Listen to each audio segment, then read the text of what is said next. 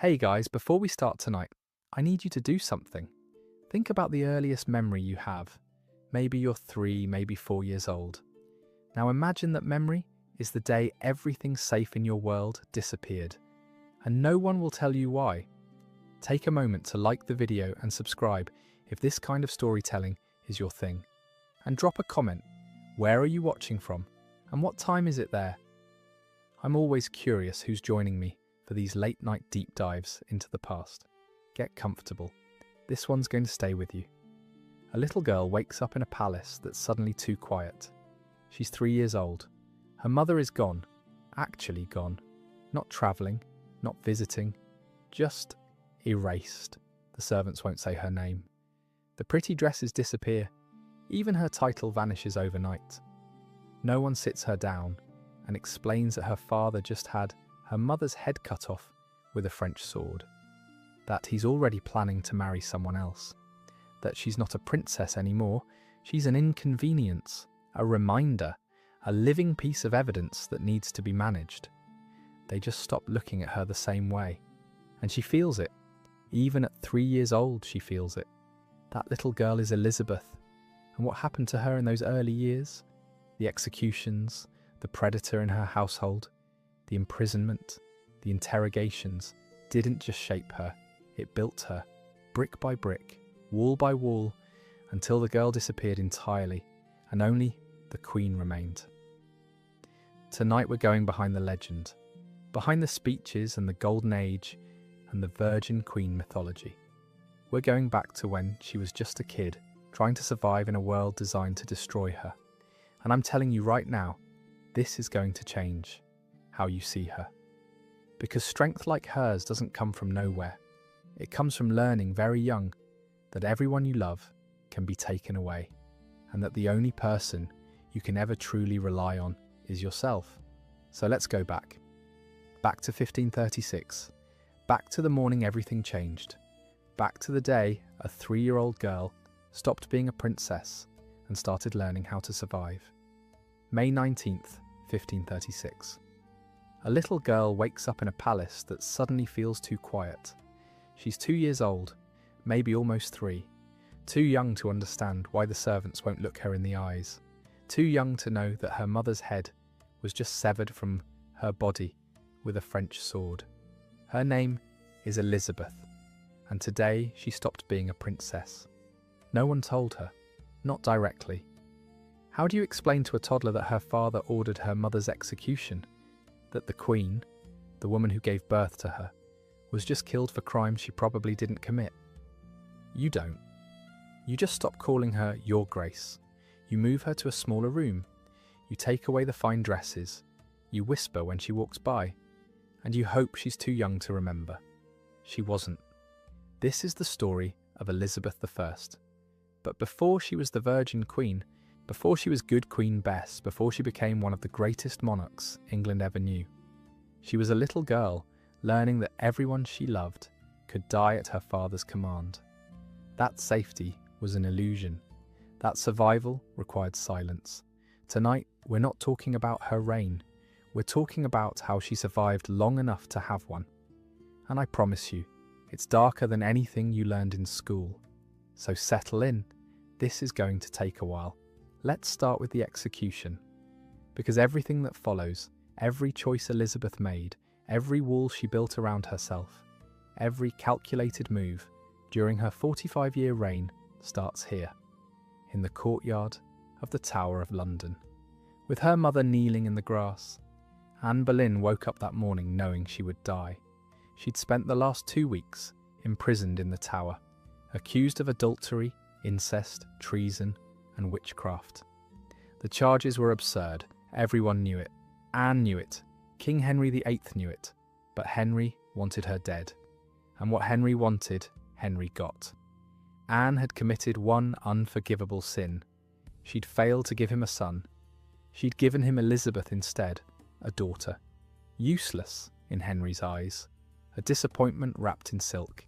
And after Elizabeth, Anne had suffered miscarriages. One stillborn son. Another pregnancy lost after Henry had a jousting accident, and Anne, terrified he would die, miscarried in shock. Henry blamed her. For everything. For not being the son-producing machine he needed. For being too opinionated, too sharp-tongued, too unwilling to play the submissive wife. Anne Boleyn had clawed her way from minor nobility to queen. She'd made Henry break with Rome, dissolve his first marriage, and turn England upside down just to marry her. And now he wanted her gone. The night before her execution, Anne asked for a French swordsman instead of an axe. A small mercy. Swords were faster, cleaner, less painful. Henry granted this final request, probably because he wanted the whole thing over with quickly. Wanted to move on to his next wife, Jane Seymour, who was already waiting in the wings, probably picking out curtains for the Queen's chambers. Anne dressed carefully that morning, a grey damask gown trimmed with fur, her hair pinned up under a simple English hood. No crown, no jewels, just a woman preparing to die with whatever dignity she could muster.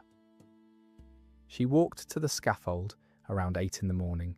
A small crowd had gathered, mostly nobility. Courtiers who'd smiled at her just weeks ago, who'd bowed, who'd called her Your Majesty. Now they watched like it was entertainment. A morning's diversion before breakfast. Anne climbed the scaffold. The platform was covered in straw to soak up the blood. She looked out at the crowd and gave a short speech. Protocol required it. Even in death there were rules. She didn't proclaim her innocence. Couldn't.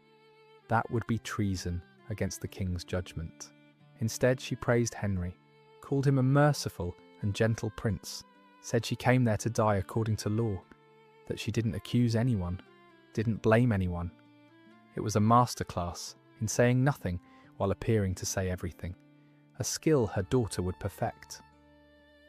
Then Anne knelt. The swordsman stood behind her. She removed her hood herself, tucked her hair back so her neck was exposed, clear, easy. She knelt in the straw and began to pray. To Jesus Christ I commend my soul. Lord Jesus, receive my soul. The swordsman moved quietly. Professionally. Anne never saw the blade. One stroke, clean, fast. Her head separated from her body and fell into the straw. The crowd watched in silence, then dispersed, casual, like they'd just watched a play. Anne Boleyn's body was shoved into an old arrow chest, no coffin, no ceremony, and buried in an unmarked grave in the Tower Chapel. No funeral, no monument, just gone. And her daughter? Elizabeth was at Hunsdon, one of the royal residences, probably playing with toys or being read to by a servant, completely unaware that her mother had just been murdered by her father.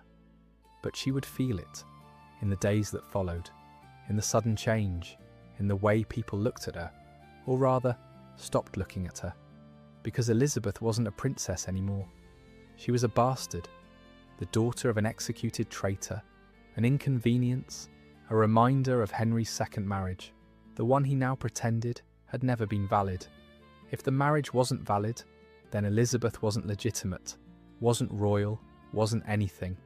Just a little girl no one knew what to do with. Imagine being her. You're 2 years old, your world is warm and safe and full of people who smile at you. You're dressed in beautiful clothes. You sleep in a soft bed. You're called princess. You're important. And then, overnight, everything changes. The smiles disappear. The nice clothes vanish. You're moved to smaller rooms. The servants who used to fawn over you now avoid eye contact. No one explains why. No one tells you what's happening. You're just less, suddenly, inexplicably. And somewhere deep in your child's brain, you understand that something terrible has happened. You don't know what, but you feel it. In the silence, in the absence, in the way people whisper your name now, like it's something shameful. Your mother is gone. You don't remember her face. You were too young when they took you away from her, but you feel the hole where she used to be, the emptiness that no one will explain. And you learn your first lesson, the most important lesson of your life. Love is not safety, power is not protection, and everyone can be taken away. Let's talk about what happened next, because Elizabeth's childhood wasn't just one trauma, it was a series of them, each one teaching her new lessons about survival, about silence, about how to be invisible when you needed to be, and unforgettable when it mattered. After Anne's execution, Elizabeth was sent to live in various royal residences, shuffled around like an unwanted piece of furniture. She had a governess, Cat Ashley, who loved her fiercely, and a tutor, William Grindal, who recognised her intelligence early and pushed her hard. Elizabeth was brilliant, frighteningly so. By the time she was 6, she could read and write. By 11, she was fluent in 6 languages: English, Latin, French, Italian, Spanish, and Greek. She studied theology, history, philosophy, mathematics. She practiced her handwriting until it was perfect, studied rhetoric until she could argue circles around grown men. Education became her armour. Knowledge became her weapon. Because she understood, even as a child, that she had no other power, no title, no money, no claim to anything except what she could prove through her mind. But intelligence alone wouldn't keep her safe. Not in Henry's court, not in a world where kings could execute their wives on a whim and bastardize their children with a stroke of a pen. Henry remarried quickly. 11 days after Anne's execution, he married Jane Seymour. Sweet, docile Jane. Everything Anne wasn't. She lasted just over a year before dying in childbirth, but not before giving Henry what he wanted: a son, Edward. Suddenly Elizabeth had a baby brother, a legitimate heir, which made Elizabeth even more irrelevant, just the bastard daughter of a dead traitor, the girl who reminded Henry of his mistakes. Then Henry married again, and again, and again. Anne of Cleves, a political match that Henry hated on sight. He called her a Flanders mare and had the marriage annulled within 6 months. Elizabeth met her briefly. Anne was kind, practical, smart enough to agree to the annulment without a fight, which probably saved her life. Then came Catherine Howard, young, pretty, and catastrophically stupid. She was probably 16 when she married Henry, who was 49, obese and suffering from a leg ulcer that never healed and smelled like rotting meat. Catherine cheated on him. Or maybe she was assaulted by Thomas Culpeper, one of Henry's courtiers. Or maybe she'd had relationships before her marriage that she didn't disclose. The truth is murky. What's clear is that Henry found out, and in 1542, Catherine Howard was executed, just like Anne Boleyn.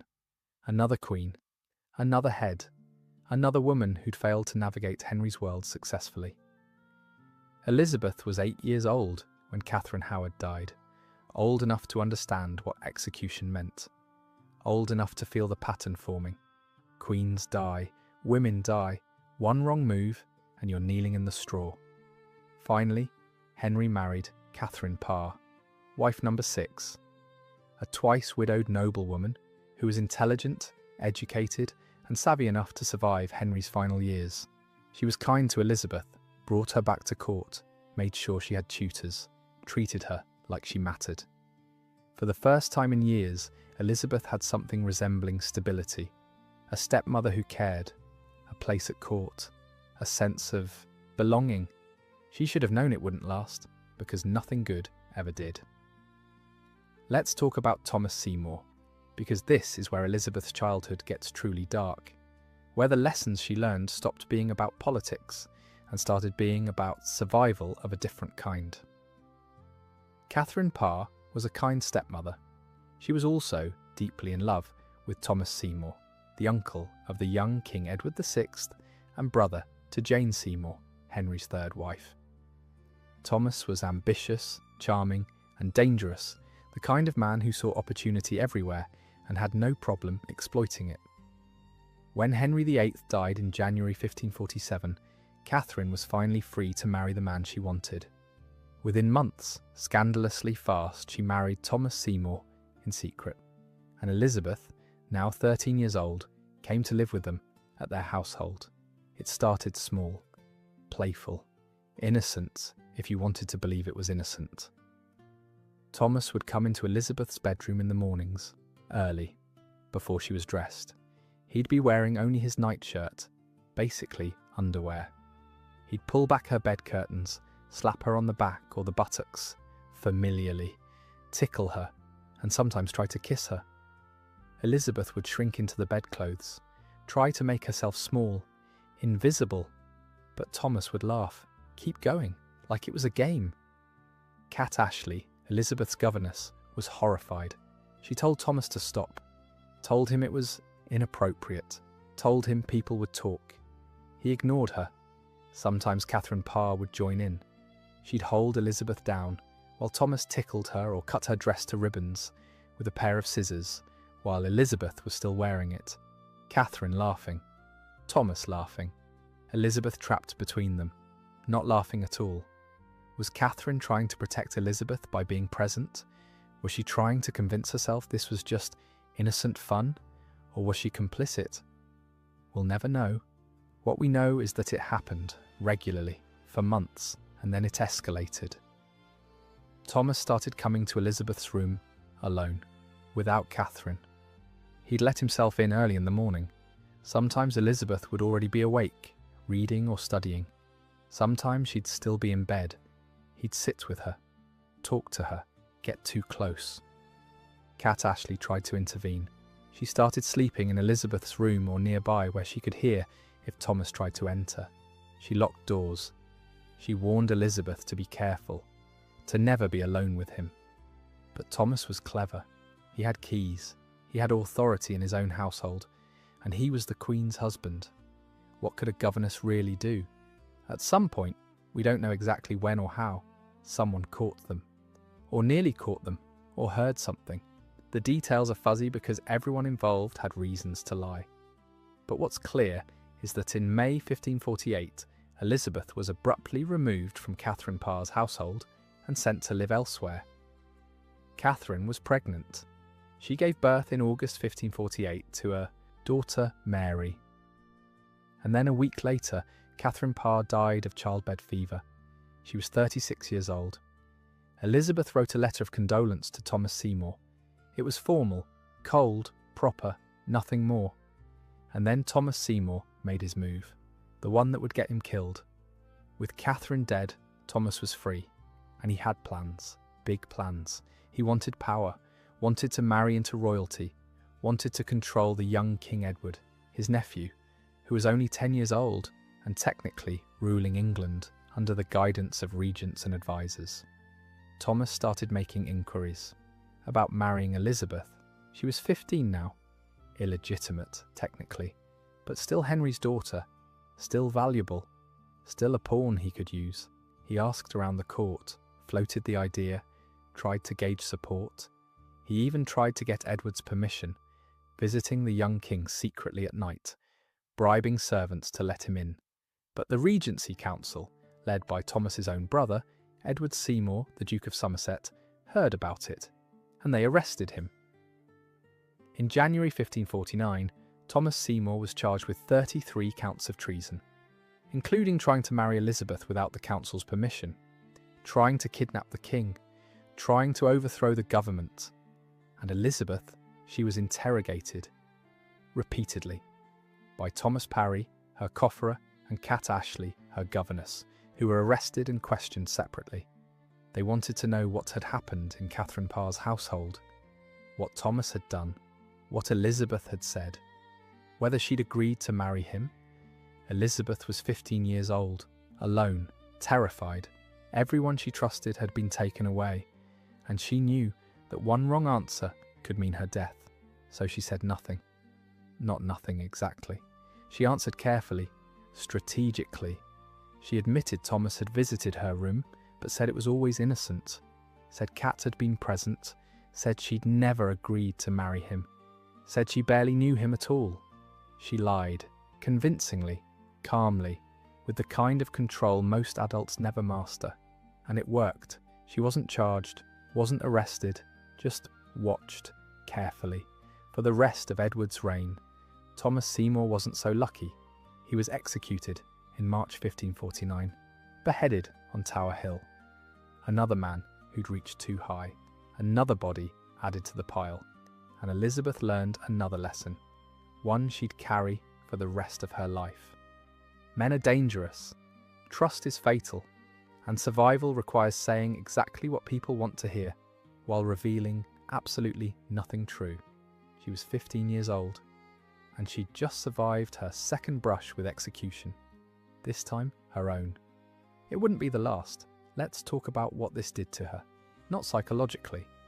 We're not armchair diagnosing a 16th century monarch, but practically. How these experiences shaped the choices she made, the person she became. By the time Elizabeth was 15, she'd watched 2 queens executed, watched her father marry and discard 6 wives, watched a man who'd molested her get beheaded for trying to marry her. She'd been interrogated by government officials. She'd seen her servants arrested. She'd been stripped of her title, then partially restored, then watched again. She'd learned that safety didn't exist, that love was a weapon, that marriage was a trap, that men wanted one of 2 things from her: power through her claim to the throne, or her body, often both. And she'd learned that the only way to survive was to be smarter than everyone else, more careful, more controlled, more willing to lie convincingly and wait patiently and strike only when the moment was perfect. She stopped being a child, not gradually, abruptly. The moment Thomas Seymour was arrested, Elizabeth transformed. No more playful innocence, no more trust, just cold, calculating survival. She dressed modestly, severely, all black or simple colours, high necklines, no ornamentation. She wanted to look like a scholar, not a woman. Not a temptation, not a threat.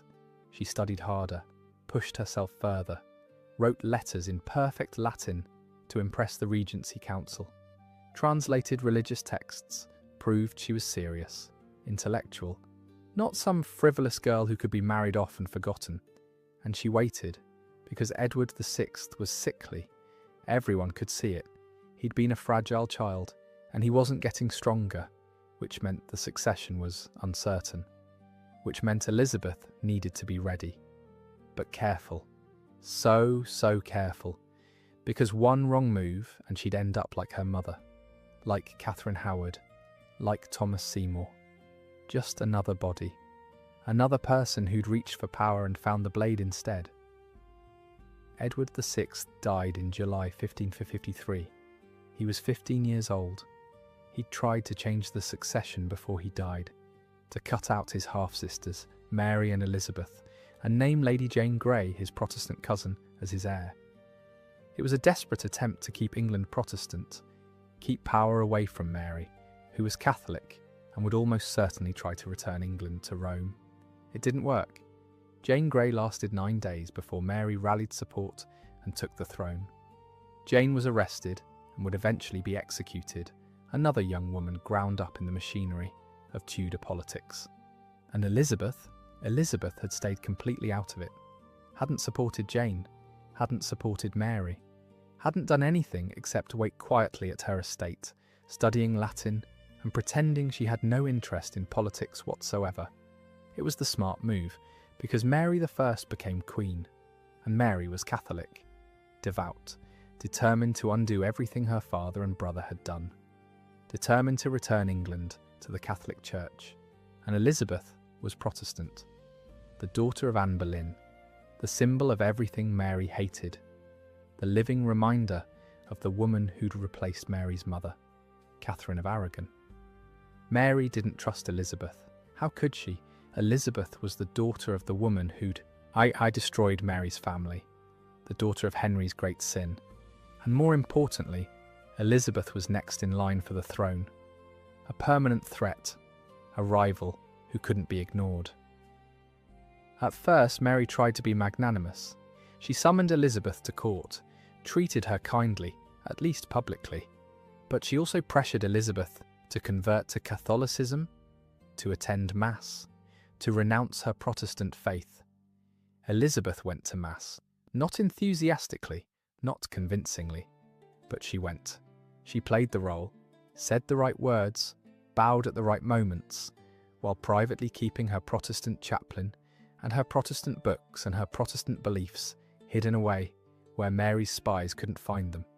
She was walking a tightrope again, trying to seem Catholic enough to not be arrested while staying Protestant enough to keep her base of support, trying to be visible enough that people remembered she existed while being invisible enough that Mary didn't see her as a threat. It was exhausting, constant, every word measured, every gesture calculated, every day a performance where one wrong line could mean death. And then, in January 1554, everything fell apart. Thomas Wyatt the Younger led a rebellion. Not against Mary specifically, or so he claimed. Against her planned marriage to Philip II of Spain. Mary had announced she would marry Philip, the heir to the Spanish throne, which terrified English Protestants. Spain was aggressively Catholic. This marriage could mean Spanish control of England, could mean the Inquisition, could mean Protestant burnings. So Wyatt gathered an army, marched toward London, nearly reached the city before Mary's forces stopped him. It was chaos, terrifying, the kind of rebellion that could topple a queen if it succeeded, and Mary was furious, paranoid, determined to root out every traitor and sympathiser. And Elizabeth, she'd been at her estate, Ashridge, staying out of sight, staying quiet, doing absolutely nothing that could be construed as supporting Wyatt. But Wyatt had written to her, tried to contact her, and some of his supporters had mentioned her name, said they were fighting for Elizabeth, said that if Mary fell, Elizabeth should be queen. Elizabeth hadn't asked for this, hadn't encouraged it, hadn't even responded to Wyatt's letters. But it didn't matter. Her name was connected, and that was enough. In February 1554, Mary sent for Elizabeth, ordered her to come to court immediately. Elizabeth was ill. She wrote back saying she was too sick to travel. It wasn't a complete lie, she was probably terrified, which can make you physically ill. But Mary didn't care. She sent her own doctors to examine Elizabeth. They confirmed she was sick but said she could travel in a litter. So Elizabeth was carried to London, slowly, painfully, taking 2 weeks for a journey that should have taken 3 days. She knew what was waiting for her, knew that once she reached London, she might never leave. She was taken to Whitehall, palace but kept under guard, not officially arrested, not officially accused, just detained. While Mary's council questioned Wyatt and his supporters, while they looked for evidence that Elizabeth had been involved, they found nothing, because there was nothing to find. Elizabeth had been too careful, too smart. She'd stayed completely out of it. But Mary didn't need evidence. She needed Elizabeth gone, needed the threat eliminated, needed to stop looking over her shoulder at the younger, Protestant, increasingly popular half-sister who could rally support just by existing. On March 18, 1554, Elizabeth was arrested and taken to the Tower of London, the same place her mother had been executed 18 years earlier. She knew what the Tower meant. Everyone did. You went to the Tower to await trial or execution. Often there was no trial, just a few days or weeks of captivity, and then the blade. Elizabeth was terrified. She begged to be allowed to write to Mary, to explain, to plead her case. They refused at first, but Elizabeth was insistent, desperate, so they gave her paper. She wrote carefully, beautifully, in her perfect handwriting. She reminded Mary that she was innocent, that she'd never conspired with Wyatt, that she'd always been loyal.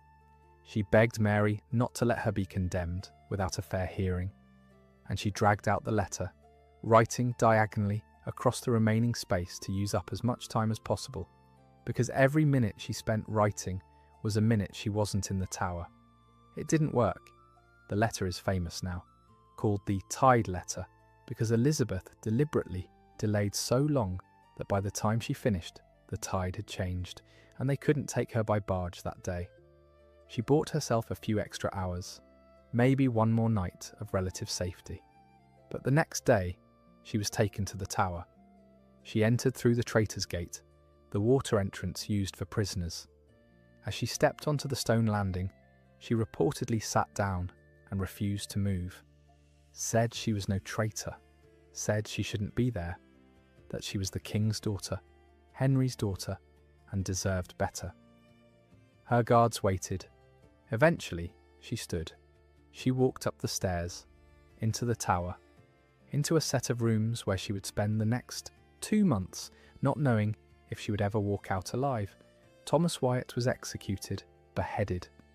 Before he died, he publicly cleared Elizabeth, said she'd had nothing to do with the rebellion, said he'd acted alone. It should have been enough. It wasn't. Mary's advisors wanted Elizabeth dead, wanted her gone, wanted the threat eliminated permanently. They pressured Mary to sign a death warrant, to just be done with it. Mary hesitated, not out of love, not out of mercy, but out of political calculation. Elizabeth was popular, especially among Protestants. Executing her without clear evidence could trigger more rebellions, could make Elizabeth a martyr, could destabilise Mary's already shaky reign. So, Mary did nothing, left Elizabeth in the tower, let her sit, let her wait, let her fear eat her alive. Elizabeth spent 2 months in those rooms, not tortured, not mistreated exactly, but isolated, under constant watch, never knowing when the guards would come to take her to the scaffold. She walked in the Tower gardens sometimes, under guard. She saw the place where her mother had been executed, saw the chapel where Anne Boleyn was buried in an unmarked grave, saw the walls where other prisoners, including Thomas Wyatt, had been held before their deaths. And she waited, because that's all she could do, wait and hope that Mary's political calculation held, that Mary decided keeping her alive was safer than killing her. In May 1554, Elizabeth was released from the Tower. Not freed, moved, to Woodstock, a royal manor in Oxfordshire, where she was kept under house arrest, still a prisoner, still watched, but alive. She stayed at Woodstock for nearly a year, guarded by Sir Henry Bedingfield, a loyal Catholic who took his job seriously. He read her mail, monitored her visitors, reported everything she said or did to Mary's council. Elizabeth was 21 years old. She'd survived the Tower, but she wasn't safe, not even close. As long as Mary was queen, as long as Elizabeth was the Protestant heir, she was in danger. So she kept her head down, kept studying, kept writing perfect letters to Mary, expressing loyalty and devotion, kept pretending she had no interest in the throne whatsoever. And she waited, again, because waiting was what she did best, waiting and surviving, and eventually it paid off. Mary married Philip of Spain in July 1554. It was deeply unpopular. The English people hated it, hated the idea of a foreign Catholic king, hated Spain, hated Philip. Mary didn't care. She loved Philip, or thought she did, desperately wanted him to love her back, desperately wanted to give him an heir, a Catholic heir who would secure England's return to Rome. She had several false pregnancies. Her body would swell. Her periods would stop. She'd feel movement in her belly. The court would celebrate, prepare for a royal birth. And then, nothing. No baby, just Mary's body betraying her, again and again. It was tragic, genuinely. Mary was in her late 30s. She'd spent most of her life unmarried, waiting for a chance to rule. Now she was queen, married, and her body wouldn't cooperate, wouldn't give her the one thing she needed to secure her legacy. Meanwhile, Philip was bored. He spent as little time in England as possible, went back to Spain, left Mary alone. She wrote him desperate letters begging him to return. He mostly ignored them, and Mary, heartbroken and increasingly paranoid, turned her attention to burning Protestants. She started slowly. A few high-profile heretics, theologians, bishops who'd supported Edward's Protestant reforms. But then it escalated. Between 1555 and 1558, Mary burned nearly 300 Protestants at the stake. Men and women, old and young, people who refused to recant their faith. The burnings were public, meant to be warnings, meant to terrify people back into Catholicism. Instead, they created martyrs, made Mary look cruel. earned her the nickname Bloody Mary that would follow her forever. And Elizabeth? Elizabeth stayed quiet, Protestant in private, carefully neutral in public. She attended Mass when required. She said nothing about the burnings. She expressed loyalty to Mary at every opportunity. She was playing the longest game of her life, waiting for Mary to die, because Mary was sick, had been for years. Her false pregnancies weren't just psychological, they were symptoms of something wrong. Possibly ovarian cysts, possibly cancer. We'll never know exactly. But she was dying, and everyone knew it, including Mary. By 1558, Mary was too ill to deny it any longer. She'd failed to produce an heir. Philip had abandoned her. Her attempt to restore Catholicism was making her hated, and Elizabeth, Protestant, popular, young Elizabeth, was going to inherit the throne. Mary hated it, hated knowing that everything she'd worked for would be undone the moment she died, hated that Elizabeth would probably restore Protestantism, hated that her father's bastard daughter would succeed where she'd failed. But there was nothing she could do. Elizabeth was the legal heir. Parliament supported her. The people supported her. Mary could have ordered her execution, but it would have caused civil war, and Mary was too sick to fight. So Mary did the only thing she could. She made Elizabeth swear, that she would protect the Catholic faith, that she wouldn't persecute Catholics, that she'd allow them to practice their religion. Elizabeth promised, said all the right things, swore loyalty, swore she'd do everything Mary asked. She was lying, or at least she was saying what she needed to say to survive. Again. On November 17th, 1558, Mary I died at St. James's Palace. She was 42 years old. Her last words were reportedly about her husband, Philip, and the Mass. She died alone, unloved, and knowing her life's work would be erased. And Elizabeth was at Hatfield House, her estate, when the news arrived. The council came to her, knelt, called her Your Majesty. She was 25 years old. She'd survived 2 queens, 3 stepmothers, multiple interrogations, imprisonment in the Tower, house arrest, accusations of treason, a predator in her household, her mother's execution, her father's rage. She'd survived everything the Tudor court could throw at her. And now, finally, she was queen. Her first words as queen were reportedly in Latin. A domino factum est illud, et est mirabile in oculis nostris. This is the Lord's doing, and it is marvellous in our eyes. She didn't cry, didn't celebrate, didn't show relief or fear or anything except perfect calculated composure. Because Elizabeth had learned long ago that showing emotion was dangerous, that vulnerability was fatal, that survival meant control, always control. She'd spent her entire life preparing for this moment, learning how to survive in a world designed to destroy her, learning how to be smarter, quieter, more patient than everyone else, learning how to play the game better than anyone had ever played it before. And now she was queen, and everything she'd survived, every trauma, every betrayal, every moment of terror, had taught her exactly how to rule. Not with love, with strategy, not with trust, with calculation, not with hope, with survival. Let's talk about what happened next. Not her entire reign. That's another story for another night. But those early years, those first crucial months and years where Elizabeth had to prove she could actually do this, that she wasn't just Anne Boleyn's bastard daughter, that she was a queen. She moved carefully, deliberately. The first thing she did was assemble a council, but not the kind of council Mary had, full of old Catholic nobles who'd spent the entire reign fighting each other. Elizabeth chose differently. She kept a few of Mary's advisors, the ones who were competent and willing to accept religious change, and she brought in new people, people she trusted, people like William Cecil, who would serve as her Secretary of State and closest advisor for the next 40 years. Cecil was brilliant, cautious, Protestant, but not fanatically so. He understood politics, understood that England was broke, divided, and exhausted from constant religious upheaval. He and Elizabeth thought alike. Both preferred stability over ideology. Both were willing to compromise when necessary. Together, they crafted what became known as the Elizabethan religious settlement. It was a compromise, a middle path.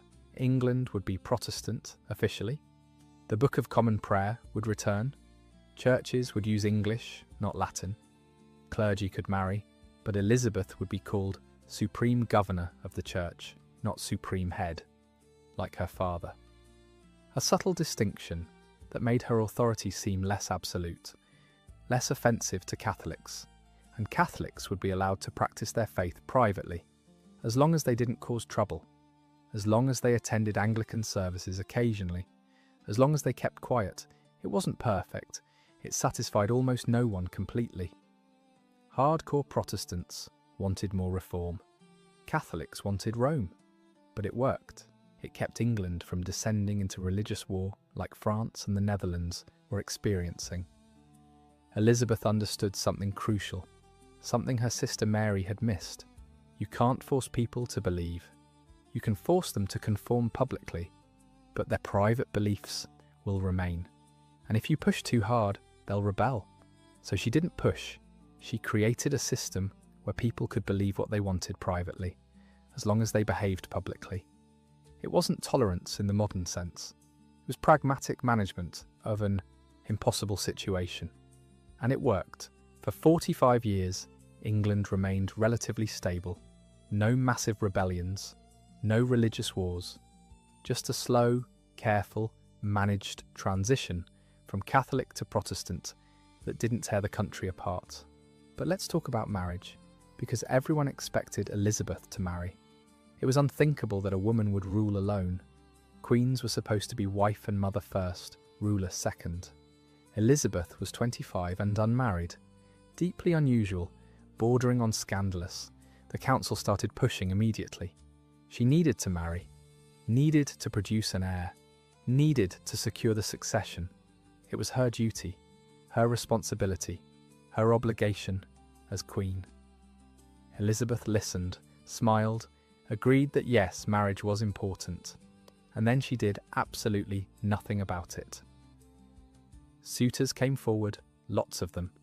Philip II of Spain, her dead sister's husband, offered to marry her. Elizabeth politely declined. She had no interest in becoming Spain's puppet. Various European princes and dukes were suggested. Swedish, Austrian, French. Elizabeth entertained the proposals, asked questions, dragged out negotiations, and never committed. The council grew frustrated. Why wouldn't she just choose someone? Anyone? England needed an heir. She was getting older. Time was running out. But Elizabeth had no intention of marrying. Not really. Not ever. Because she'd learned what marriage meant. She'd watched her father marry 6 times, watched him control, diminish, and sometimes murder his wives. She'd watched Mary become desperate and broken, trying to please Philip. She'd watched marriage turn powerful women into property. And she'd experienced firsthand what happened when men had access to a young woman's body. Thomas Seymour had taught her that lesson well. Elizabeth understood that marriage would end her power. A husband would rule for her, make decisions for her, control her. She'd be Queen of England in name only. The real power would belong to her husband. She'd spent her entire life fighting to survive, to claim power, to reach the throne. And everyone expected her to just hand that power to a man. Because that's what proper women did? No. Absolutely not. But she couldn't just say that. Couldn't announce she had no intention of marrying. That would cause panic. Parliament would rebel. The council would conspire. Foreign powers would assume England was weak and vulnerable. So she lied, brilliantly. For decades, she entertained suitors, flirted, sent encouraging signals. Let men think they had a chance. She dragged out negotiations until the suitor got tired or died or married someone else. Then she'd express sadness that it hadn't worked out and move on to the next candidate. Her council begged. Her parliament petitioned. Foreign ambassadors pressured. and Elizabeth just smiled and said maybe.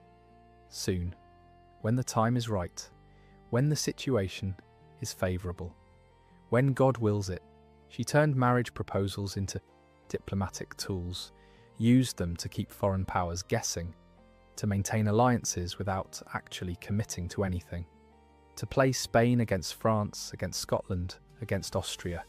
It was masterful, infuriating to everyone involved, but masterful.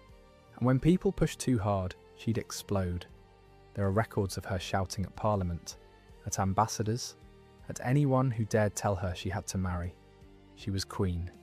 She would decide, and she'd decided no. Instead, she created a cult of personality around her virginity. She became the Virgin Queen, married to England, mother to her people, wedded to duty, not a man. It was propaganda, brilliant, effective propaganda, but it worked. It turned her unmarried status from a weakness into a strength, from a scandal into a virtue, and it kept her powerful. Because as long as she remained unmarried, she remained in control. No husband to override her, no man to take credit for her successes. Just Elizabeth, alone at the top, exactly where she'd fought her entire life to be. But let's be clear, this wasn't easy. This wasn't some feminist statement or act of defiance for its own sake. This was survival. This was Elizabeth looking at the world she lived in, a world that destroyed powerful women, and finding the one narrow path that let her keep her power. And that path required her to be alone, to never trust anyone completely, to never let anyone get close enough to hurt her, to build walls so high and so thick that no one could see the person underneath. She'd learned as a child that everyone could be taken away. That love was dangerous, that vulnerability meant death, so she eliminated vulnerability, turned herself into an icon, a symbol, something untouchable. But inside those walls, inside that carefully constructed persona, she was still the little girl whose mother had been murdered, who'd been molested by her stepmother's husband, who'd sat in the tower not knowing if tomorrow would be her last day. She was still that girl, but no one would ever see her again. Let's talk about Robert Dudley. Because if Elizabeth came close to loving anyone, it was him.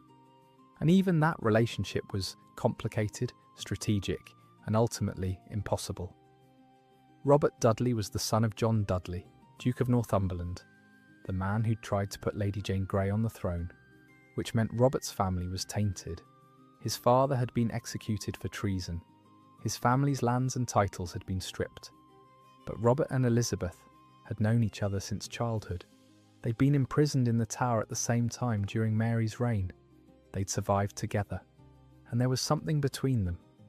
Affection, chemistry, maybe even love, if Elizabeth was capable of that.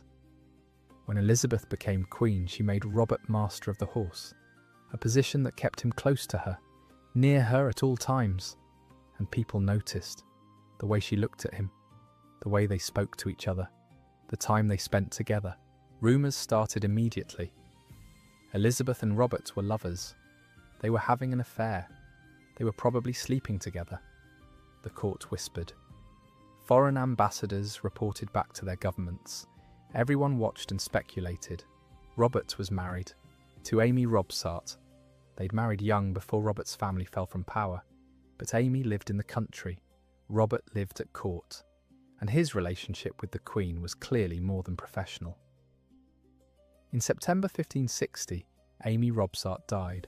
She was found at the bottom of a staircase at Cumnor Place, her neck broken. It looked like an accident. But the timing was suspicious, convenient. If Robert was a widower, he could marry Elizabeth. They could be together legitimately. Immediately, everyone assumed murder. Robert must have killed her, or had her killed, so he could marry the Queen. The scandal exploded. Ambassadors wrote home saying Elizabeth was finished, that she'd lost all credibility, that she couldn't possibly marry Robert now without confirming everyone's suspicions. An inquest was held. It ruled Amy's death an accident, but no one believed it. The rumours never stopped. For the rest of Elizabeth's reign, People whispered that she and Robert had murdered his wife. We don't know what really happened. Amy might have fallen. She'd been ill, possibly with breast cancer, which could have caused bone fragility. The fall might have been genuine, or it might have been suicide or murder. We'll never know. What we know is that Elizabeth couldn't marry Robert after that. Not without destroying her reputation completely, not without looking like a murderer, so she didn't. But she kept him close, gave him titles, made him Earl of Leicester, gave him lands, money, power, kept him at court, let him be her favourite, her companion, her almost husband. People assumed they were sleeping together. Maybe they were. Probably they weren't. Elizabeth was too careful, too controlled, too aware that one pregnancy would destroy everything. But she loved him, in whatever way Elizabeth could love anyone. She kept his letters. She visited him when he was sick. She mourned him genuinely when he died in 1588, just after the Spanish Armada. Robert Dudley was the man Elizabeth might have married in a different world, a different life, if she'd been born a man, or born powerless, or born in a time when marriage didn't mean surrender, but she wasn't. So she kept him close and kept him impossible.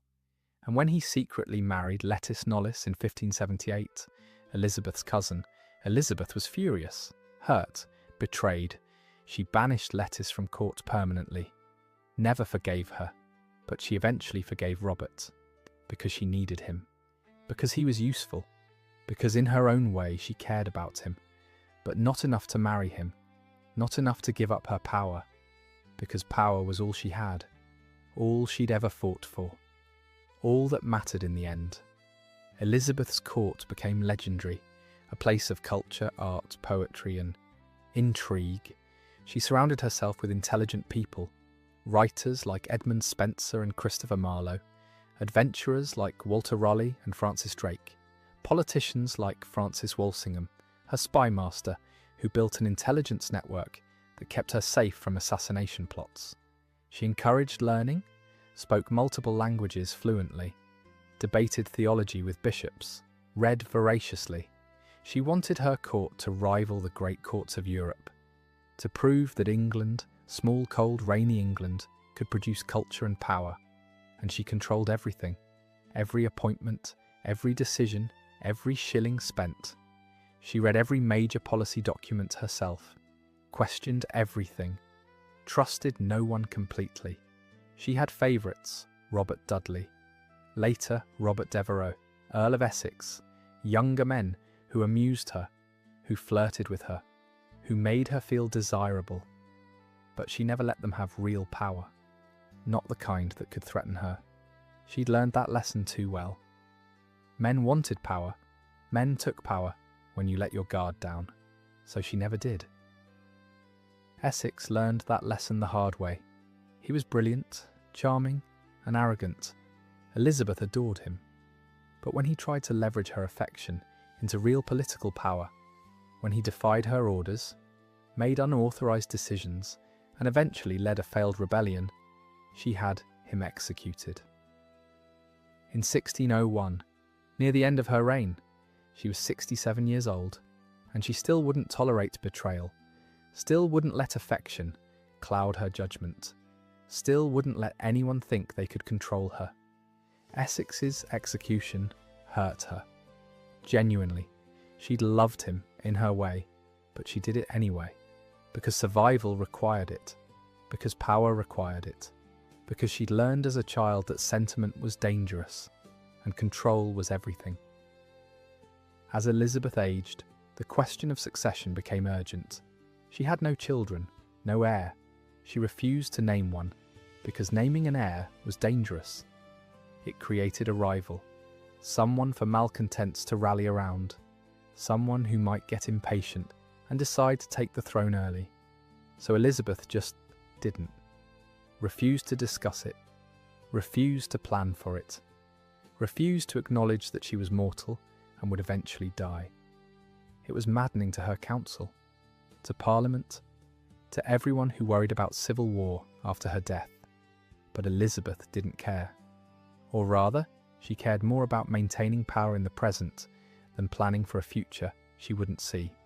The obvious heir was James VI of Scotland, son of Mary Queen of Scots, Elizabeth's cousin, whom Elizabeth had reluctantly executed in 1587 after decades of imprisonment and multiple assassination plots.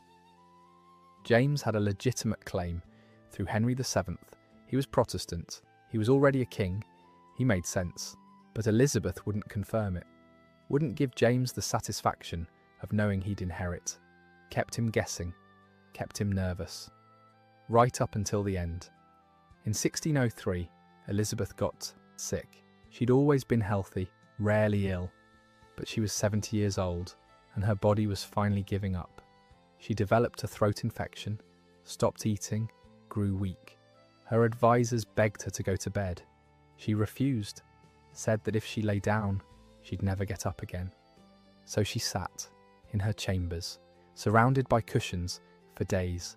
Finally, too weak to resist, she let them carry her to bed.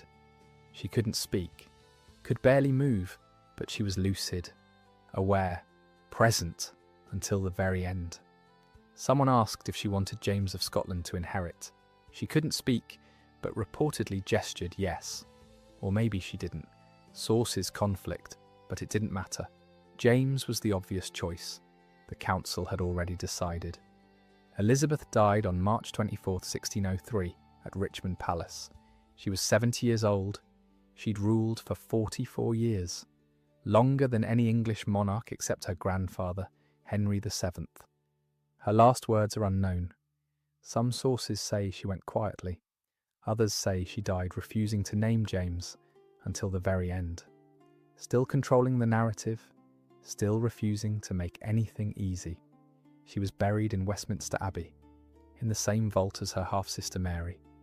The two women who'd hated each other, who tried to destroy each other, finally sharing a tomb. The inscription above them reads, "Partners both in throne and grave, here rest we two sisters, Elizabeth and Mary, in the hope of one resurrection." It's almost poetic. Almost. So what do we take from this? What's the point of spending 2 hours digging through the childhood horrors of a 16th century queen? Because Elizabeth's story isn't just about her.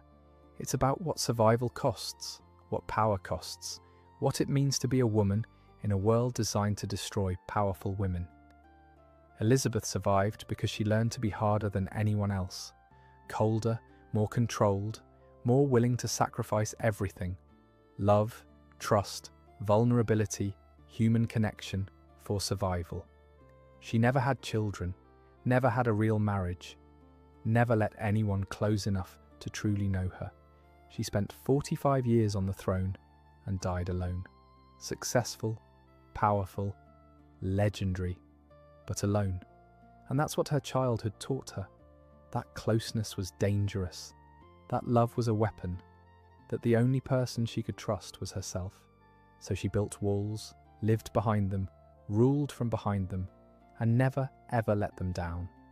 She was called the Virgin Queen, Gloriana, good Queen Bess, but she was also the girl whose mother was beheaded, who was molested by her stepmother's husband, who survived the tower, who learned that survival meant silence and strategy, and never ever showing weakness.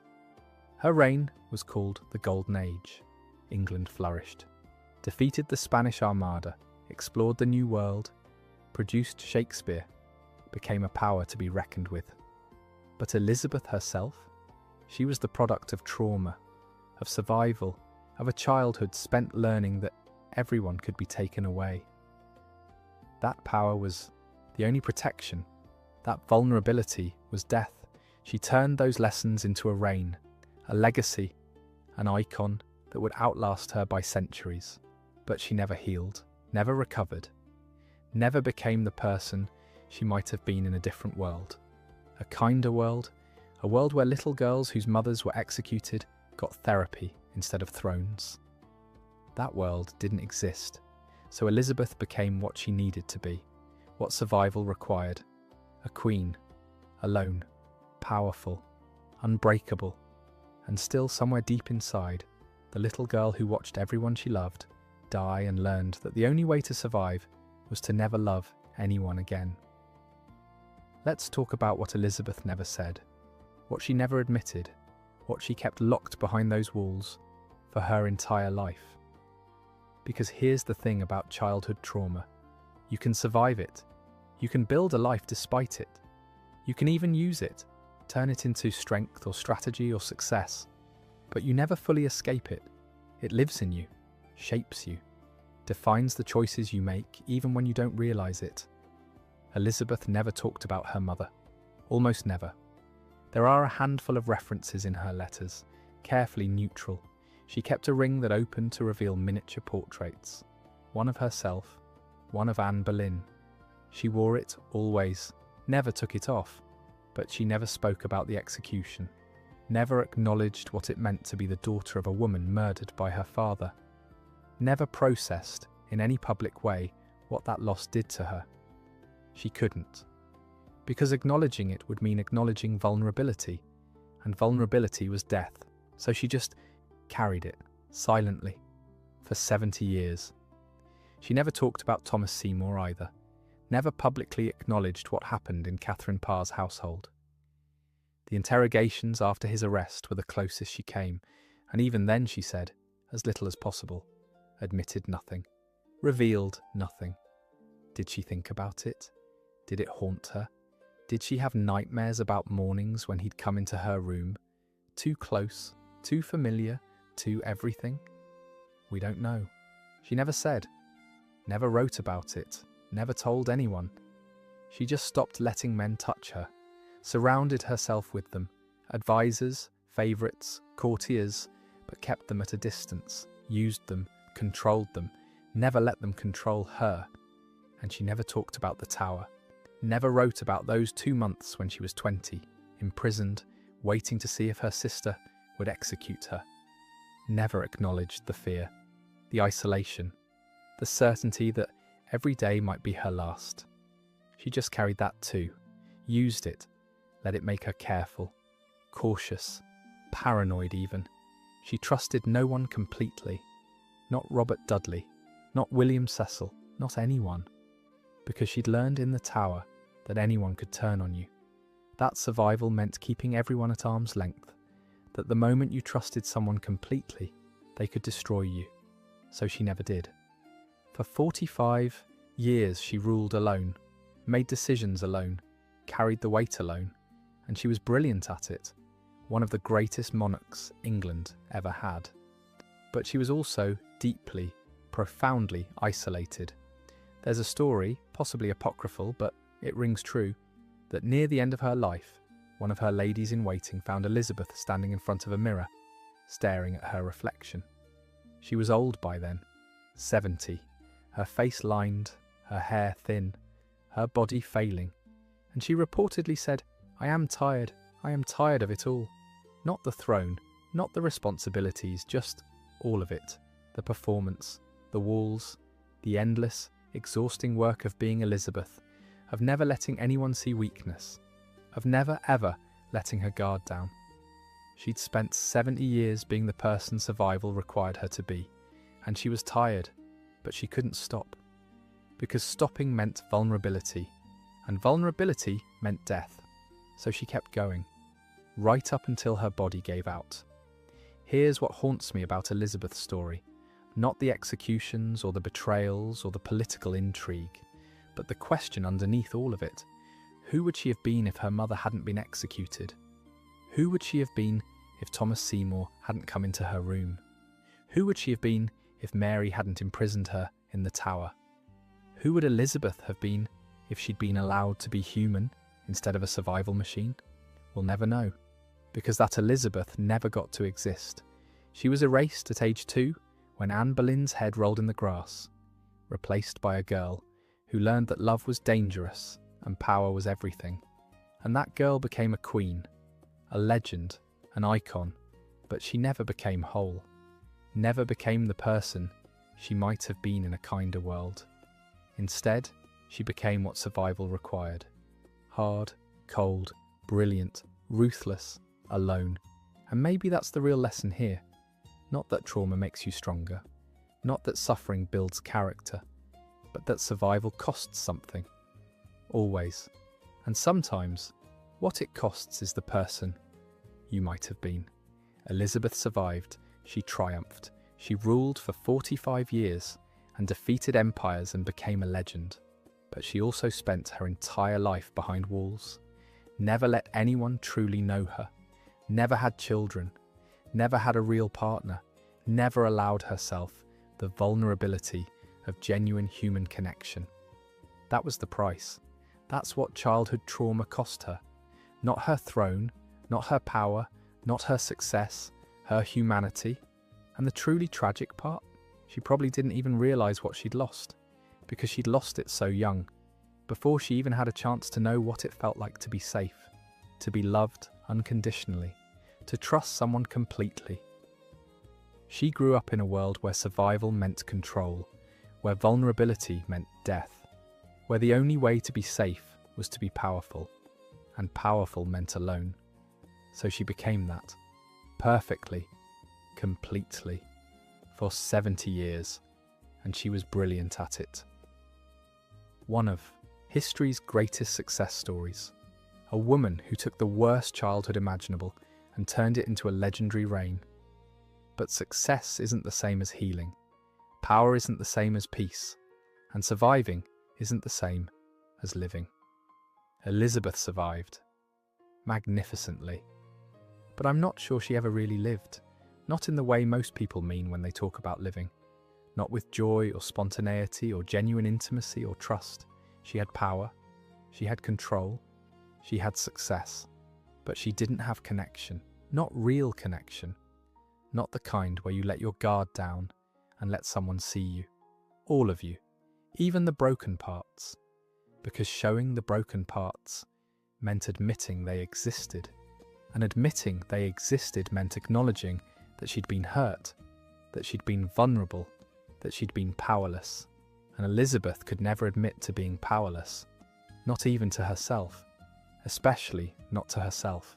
So she just kept going, kept performing, kept being the Virgin Queen and Gloriana and Good Queen Bess, kept being the icon instead of the human, until she died. At 70, alone in a palace, surrounded by courtiers but not by anyone who truly knew her, because no one truly knew her. She'd made sure of that, had spent her entire life making sure of that. It kept her safe, it kept her powerful, it kept her alive, but it also kept her isolated in a way that's almost incomprehensible. 70 years of wearing masks, of playing roles, of never, ever being fully seen. That's what survival cost her. That's what childhood trauma took.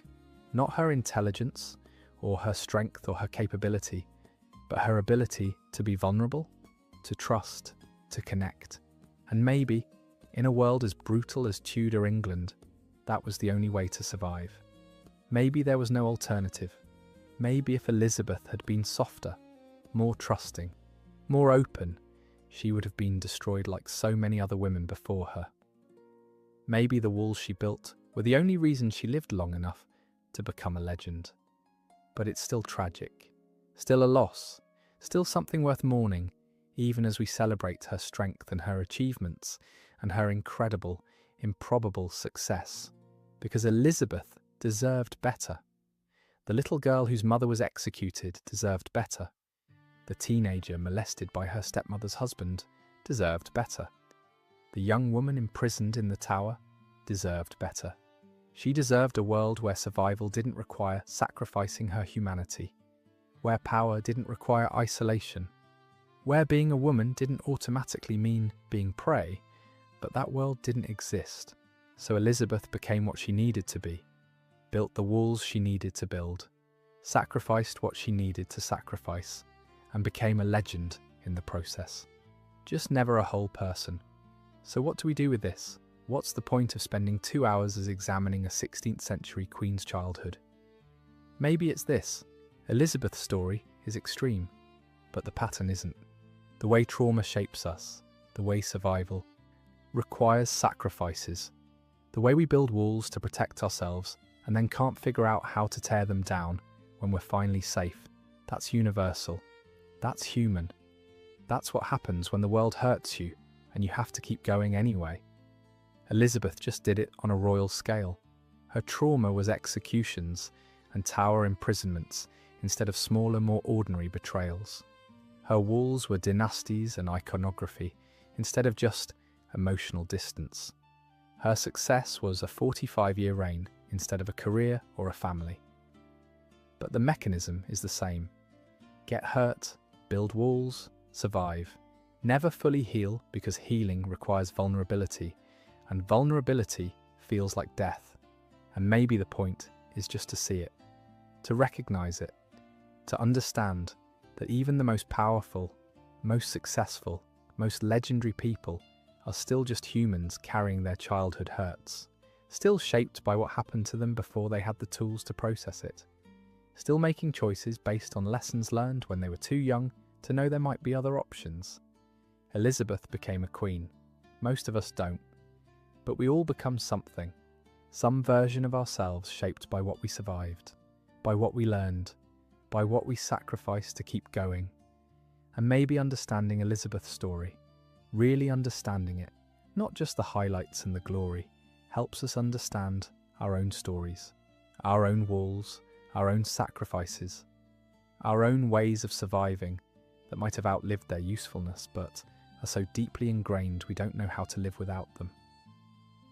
Elizabeth never figured out how to tear down her walls, never learned to trust, never allowed herself real vulnerability or intimacy or connection. She died alone, powerful and legendary and alone. But maybe we don't have to. Maybe we can look at her story and see both the triumph and the tragedy, see that survival is amazing and important and worth celebrating, but also recognize what it costs, what we give up, what we lose along the way. And maybe, if we're lucky, we can figure out how to survive without sacrificing everything. How to build walls when we need them, but tear them down when we don't. How to be strong without being isolated. How to protect ourselves without cutting ourselves off from genuine human connection. Elizabeth couldn't do that. Her world didn't allow it. Her childhood didn't prepare her for it. Her survival required total, absolute, permanent control and isolation. But maybe we can. Maybe we can learn from her strength and her tragedy, from what she accomplished and what it cost her. Maybe we can honour her by doing what she couldn't, by surviving and healing, by being strong and vulnerable, by protecting ourselves without losing ourselves. Maybe that's the real lesson.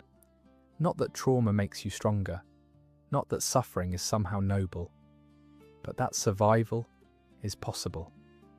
That you can live through terrible things and still build a life, still accomplish things, still matter.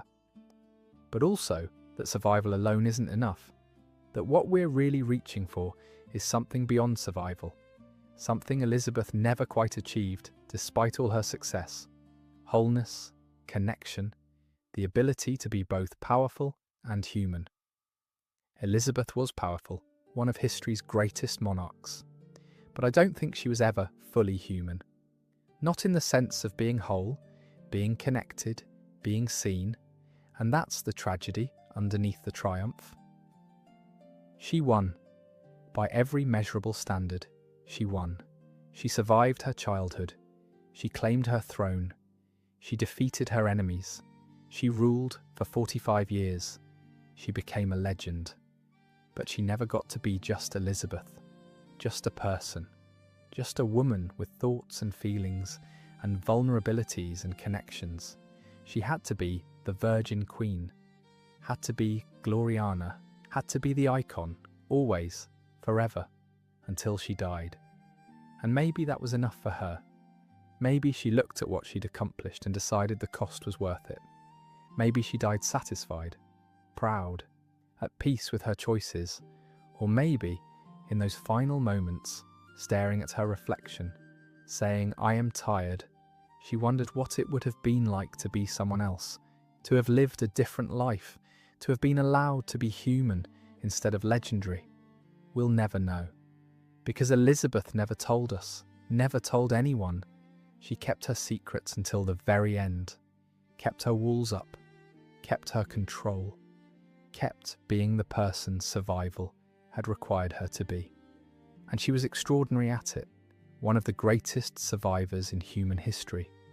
But surviving isn't the same as thriving, and legendary isn't the same as happy.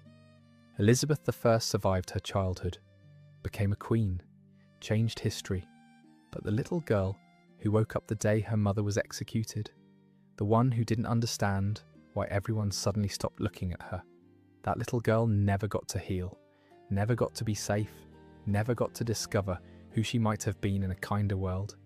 She just got to survive. And surviving, as Elizabeth proved, is enough to change the world. But it's not enough to heal it. Not even your own small piece of it. And maybe that's the real secret Elizabeth kept. Not the politics or the strategies or the carefully managed image, but the simple, human truth that surviving isn't the same as living. That winning isn't the same as healing. That power can protect you from everyone except yourself. Elizabeth spent 70 years proving you can survive anything, absolutely anything, and build an empire in the process. But she also spent 70 years proving that some wounds never close, some lessons never unlearn, some walls once built never come down. And maybe recognizing that, really seeing it, is the most honest way to honor her. Not by pretending she was invincible, not by turning her into a symbol or an inspiration or a lesson in resilience, but by seeing her as human. Flawed, damaged, brilliant, tragic, triumphant. A little girl whose mother was murdered, who survived, who became a queen, who changed history, but who never, ever got to be whole. That's Elizabeth I, survivor, queen, legend, and somewhere underneath all of it, still the 3-year-old girl who woke up the day her mother died and learned that everyone you love can be taken away.